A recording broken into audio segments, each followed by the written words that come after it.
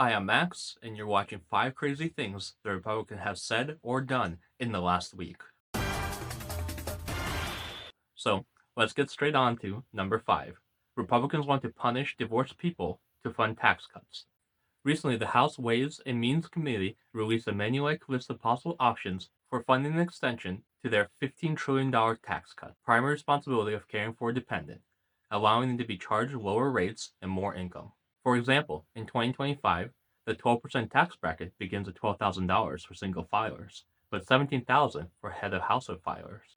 Now, this is crazy and wild because these people, of all people, are single parents usually, and they need the kind of funds in order to take care of their children. They're looking to punish divorced people. Moving on to number 4, Trump wants to destroy all wind power and all windmills in the country.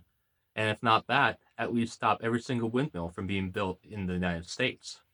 Not only is that crazy because we need more energy and power to become less dependent on oil and energy reserves, but most windmills are being built on private property without federal funding. So Trump actually has no power or say in how this is done. In addition, it's crazy he's talking about destroying windmills and more energy rather than lowering the food prices or lowering the inflation, which is the campaign promises that he ran on. The third crazy thing that Republicans have said this week was Senator Ron Johnson saying that the aid to California should come with conditions. Now, that's insane because, first of all, most disasters in the United States are happening in red states, be they're tornadoes in the Midwest, large floods in the South, hurricanes in Florida. Now, there are some wildfires that happen in California, but of course, wildfires are also known to happen in large states like Idaho and Montana as well. Does this mean next time the Democrats are in charge of Congress, that red states need to give them something back in return as well? It's particularly insane because there was just a massive hurricane that went through the southeastern part of the United States when Biden went down and gave aid freely to a state, North Carolina in particular, that voted against him. Now, that's a big difference between the Republicans and Democrats, isn't it? Number 2 crazy thing that Republicans keep insisting on is that Trump is hugely popular, but polls say otherwise.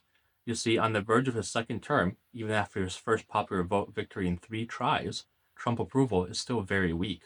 He's actually the first president in modern history, or at least since polling has been created, to come into office with less than 50% of approval rate.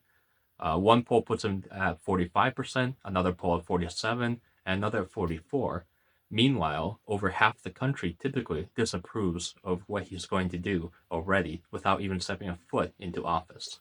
Lastly, and the craziest thing that Republicans, I think, are doing this last week was that they're proposing to cut SNAP, which could take food away from millions of low income individuals and families. SNAP is our nation's most effective and important tool to fight against hunger, reaching over 40 million children, parents, and older adults, including disabled people and even people who are fully employed.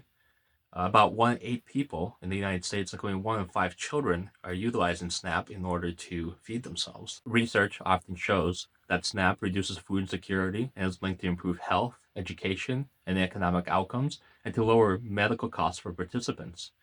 So, in short, SNAP is a very important part of our welfare system that helps people who are having a difficult time paying for their food. But beyond all that, do we truly want to see babies and children starving to death in the country that's the most wealthy in the world? What are we doing if we're not spending our money on our own people? Isn't this the whole point of Make America Great Again in order to help the people who are living in our country?